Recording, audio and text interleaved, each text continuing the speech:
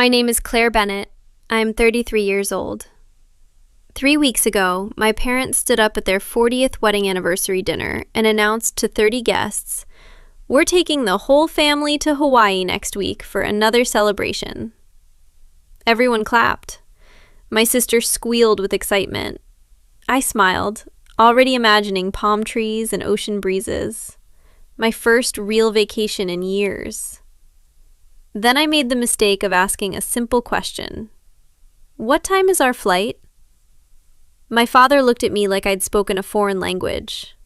My mother's smile tightened. And in front of every guest in that room, my dad said, "You don't need to know, Claire. You're not part of this trip. Someone has to stay behind and take care of the kids." 30 pairs of eyes. 30 witnesses to the moment my family told me I wasn't really family at all. But here's what they didn't know. I had a secret. One I'd been building for 3 years. And that night, I decided it was finally time to use it.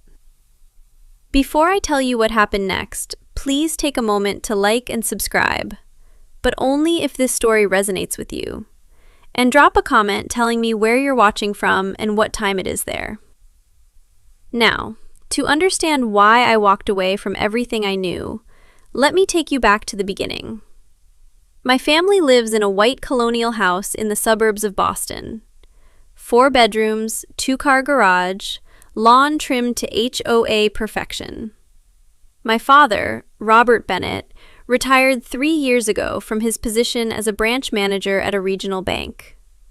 My mother, Diane, has never worked a paid job in her life, but she'll tell you she's busier than any CEO, chairing the church women's committee, organizing neighborhood fundraisers, maintaining what she calls our family's reputation.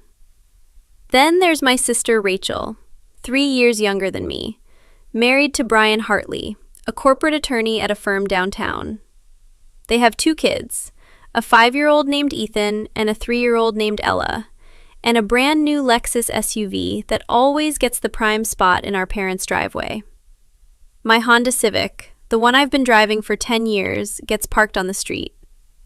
"Claire, move your car," my mother would say whenever I visited. "Brian's bringing the Lexus, and guests notice what's in the driveway first." I never questioned it. I just moved my car. That's the thing about being the invisible one in your family. You stop noticing all the small ways they've already decided you don't matter. I work as a part-time accountant. Mostly remote clients. Flexible hours, modest income. Nothing impressive by my family's standards. But I never told them about the other thing I do. The thing I started 3 years ago after my life fell apart in a different way. I never told them I'd learned to see. Every holiday, every birthday party, I was the entertainment coordinator, the cleanup crew, and the backup babysitter all in one.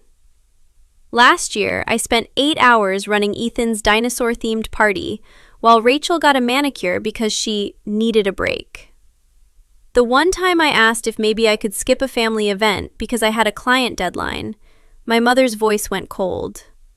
"Family comes first, Claire. We all make sacrifices. Except I'm the only one who ever seems to make them." 3 years ago, my life fell apart. I'd been dating a man named Mark for 4 years.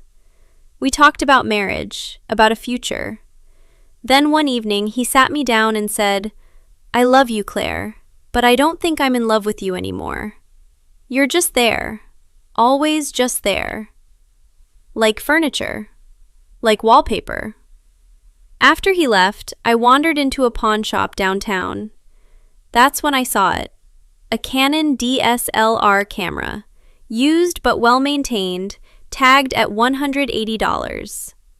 I bought it with money I should have saved. I told no one. That camera became my secret. I started photographing people society looks right through. Elderly women at bus stops, tired overnight janitors, the calloused hands of street vendors.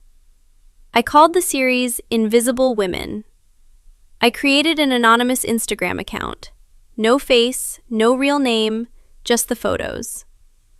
Over 3 years, I gathered 12,000 followers. 3 weeks before my parents' anniversary party, I got an email from a gallery in Monterey, California, asking if I'd be interested in discussing my work. I stared at it for 20 minutes before I realized my hands were shaking. But I didn't reply. Not yet. Good things didn't happen to people like me. There's one person in my family who actually sees me.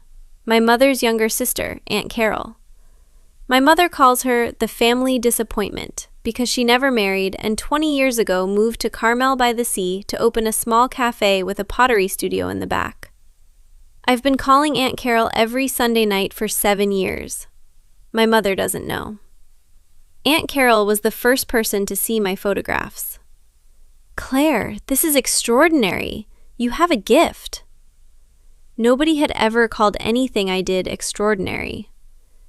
3 weeks before the anniversary, she told me she'd sent my Instagram link to a gallery owner she knew in Monterey, a man named James Coleman, looking for emerging artists. "He wants to talk to you about a solo exhibition." My heart pounded. "You don't need anyone's permission to pursue what you love," she said. I learned that lesson late. You don't have to. That night, I replied to James's email. Now let me bring you to the night that changed everything. My parents' 40th wedding anniversary. 30 guests, a catered menu I helped coordinate to save money, handwritten place cards, pressed tablecloths, polished crystal. I arrived at 7 a.m. and by 6 p.m. the house looked perfect. I'd changed into a simple black dress. My mother looked me up and down in the hallway. "Is that what you're wearing? Just stay in the background. Today is about your father and me." I nodded. I always nodded. Rachel arrived at 7:15, sweeping through the door in a red wrap dress with Brian behind her in a charcoal suit and their kids dressed like catalog models. My mother rushed to embrace her, exclaiming over how beautiful she looked, how Brian had just made partner. My mother never mentioned that I was the one who'd done Brian's taxes for 3 years, free of charge. I circulated with appetizers. "Are you with the catering company?" one guest asked. Before I could answer, my mother appeared. "Oh, that's Claire, my other daughter. She's helping out tonight." At one point, Brian handed me his squirming kids. "Can you take them? Rachel and I need to mingle." Like passing off luggage. I fed them, wiped up spilled juice, told stories to keep Ethan from running into the party. By the time I emerged, dessert was being served. No one had thought to save me a plate. The announcement came at 9 p.m. My father stood, tapping his glass. "Next week, we're taking the whole family to Hawaii. 1 week at the Four Seasons in Maui." The room erupted in appreciative murmurs. I felt something lift in my chest. The whole family. That meant me, too. I stepped forward, smiling. "That sounds incredible. What time is our flight?" The question hung in the air. My father's expression shifted. "Claire, you don't need to know the flight time." The room went quiet. "I don't understand," I said. "Because you're not going," he said. "Someone needs to stay behind," my mother added, like this was the most logical thing in the world. "Rachel and Brian need a real vacation. That means you'll watch the children." "Rachel works hard. She deserves a break." Rachel, who hadn't held a job since Ethan was born and had a nanny 3 days a week. I stood there in my plain black dress, holding a dirty plate, while 30 people watched me be dismissed from my own family. One woman near me whispered to her husband, "Poor thing. She must be used to it by now." My hand trembled around the champagne glass. I set it down before I dropped it. "Of course," I said, smiling the smile I'd worn my whole life. But something inside me finally cracked. Not broken, cracked, like a fault line shifting before an earthquake. I excused myself to the kitchen, and for the first time in my life, I started making a different kind of plan. Rachel found me washing dishes later. "Don't be upset. You know how it is. Derek and I really need this time together. And you don't have like a boyfriend or anything tying you down." Flexible. That word again. as if my time had no value because I chose how to spend it. She rattled off Ethan's eardrop schedule and Ella's strawberry allergy, texted me a list, and left with Brian to pack. I stood alone in my mother's kitchen, staring at the instructions, and one thought crystallized. They don't see me as family. They see me as staff, and staff can resign. It was almost midnight when I found the emails. My mother's laptop was open on the counter, her Gmail still logged in. I saw my name in a subject line. Hawaii arrangements. Claire situation. I clicked. A thread between my mother and Rachel a week before the party. From my mother. Keep Claire here to watch the kids. She doesn't have anything important to do anyway. It's like having free help. She should be grateful we give her something to do. Rachel's reply. Totally agree, Mom. She'll probably feel useful for once. It's kind of sad, honestly, but at least it works out for us. I read it 3 times. I took screenshots, emailed them to myself, cleared the browser history. Then I sat in the dark kitchen where I'd grown up and finally understood exactly what I was to them. I drove home at 1 a.m. Sitting alone in my small apartment, I stared at James Coleman's email still glowing on my phone. I could go. I could actually go. I called Aunt Carol, even though it was past midnight, and told her everything. The announcement, the humiliation, the emails. My voice cracked once, reading aloud the words, free help. Claire, she said, I have a spare room above the cafe. I need help with the morning shift anyway. And that gallery? It's 20 minutes from my place. Aunt Carol, I can't just... Yes, you can. You can choose yourself for once. The only person stopping you is you. By 6 a.m., I'd started packing. 3 suitcases, my camera equipment, the scarf that had wrapped my Canon for 3 years. I left behind the world's best aunt apron. For the first time in 33 years, I was choosing myself. If you've made it this far, I want to ask you something. Have you ever had to choose between your family and yourself? Have you ever stood at a crossroads where staying meant losing who you were? Tell me in the comments, would you stay and endure it, or would you leave? And if this story matters to you, please hit that like button. 2 days before the Hawaii trip, I drove to my parents' house one last time. I'm not watching the kids, I said from the doorway. I have a work opportunity in California. I'm leaving tomorrow. This is incredibly selfish, Claire, my mother said, her voice cold as January. Family comes first. Family comes first, I repeated, except when it comes to inviting me to Hawaii. For once, she had nothing to say. My father cleared his throat. If you leave, don't expect us to welcome you back with open arms. I understand, I said, and for the first time, I meant it. The next 24 hours were a masterclass in guilt. My mother called 6 times. You're tearing this family apart. Rachel texted, Don't you care about us at all? And then the message that nearly broke me. You're going to end up alone, you know, just like Aunt Carol. Is that what you want? I stared at it a long time. They meant it as an insult. But Aunt Carol had her own business, her own art, her own life on her own terms. Maybe ending up like Aunt Carol wasn't a threat.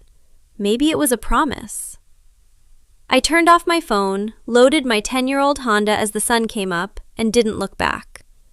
The drive from Boston to Carmel by the Sea takes about 45 hours if you push it. I took 5 days, stopping at roadside motels and diners where nobody knew my name. On the 4th day, I called Aunt Carol from a gas station in Arizona. About 8 hours out, I said. Your room is ready, she said, and James wants to meet you tomorrow afternoon, if you're up for it.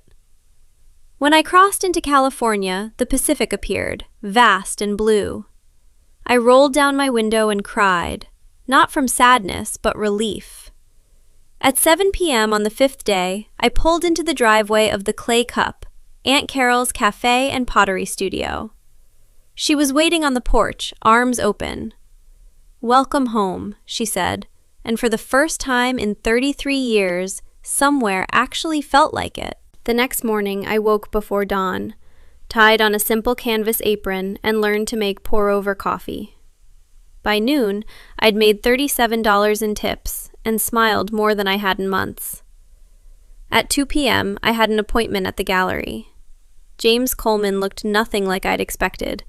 Tall, weathered, silver-haired, kind eyes, sleeves rolled up. "The Invisible Women series is extraordinary," he said, walking me past a photo of an elderly woman at a bus stop. "There's something in her eyes. Patience, maybe, or resignation."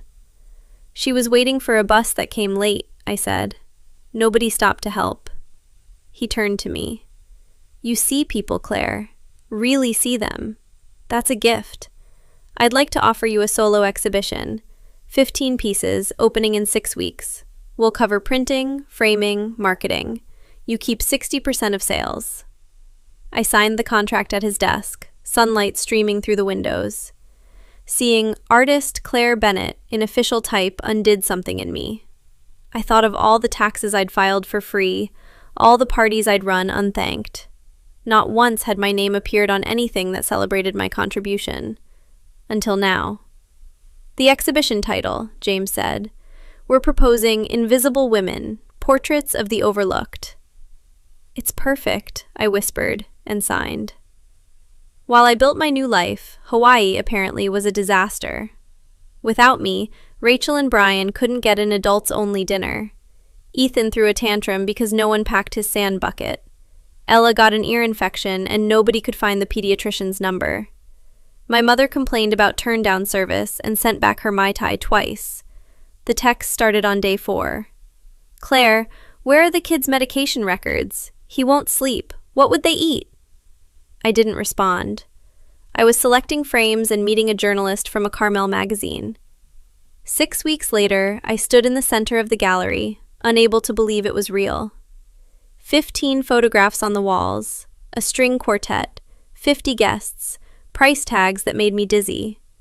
Aunt Carol pressed a champagne glass into my hand. "How do you feel?" Terrified. A woman in pearls, Mrs. Sullivan, had already bought the bus stop photograph for $3,000. James introduced me to a magazine editor considering me for a cover feature. That's when the gallery door opened and Rachel and Brian walked in, still sunburned from Hawaii, completely out of place. "Claire, oh my God, we've been so worried about you." 50 guests turned to look. "Mom found your Instagram," Rachel said, taking in the photographs, the champagne, the price tags with visible confusion. "You did all this? Since when do you do this?" "Since 3 years ago. You never asked what I did in my free time." She leaned in. "I have news. I'm pregnant again. Number 3. I really need you to come home."